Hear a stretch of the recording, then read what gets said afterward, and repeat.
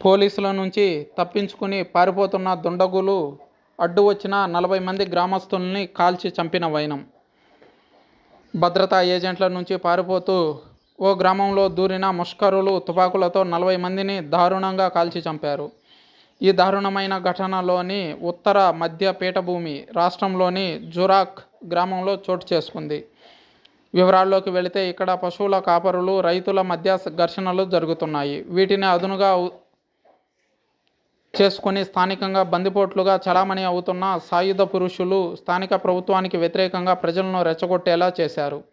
దీంతో ఆ రాష్ట్ర భద్రతా ఏజెంట్లు అప్రమత్తమై బందిపోట్లను పట్టుకునేందుకు ప్రయత్నించారు.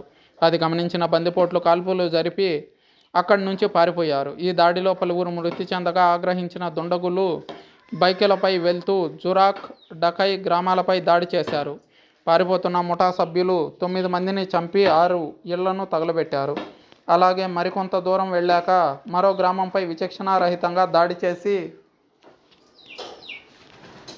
ఇళ్లను తగలబెట్టారు. డజన్ల కొద్దీ ముష్కరులు మోటార్ సైకిళ్లపై గ్రామంలోకి చొరబడ్డారని, విచక్షణారహితంగా కాల్పులు జరిపారని, ప్రజలను అపహరించి ఇళ్లకు నిప్పు పెట్టారని స్థానిక గ్రామ ప్రజలు తెలిపారు.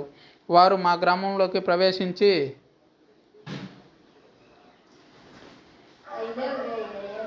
చూసిన వారిపై కాల్చడం ప్రారంభించారు.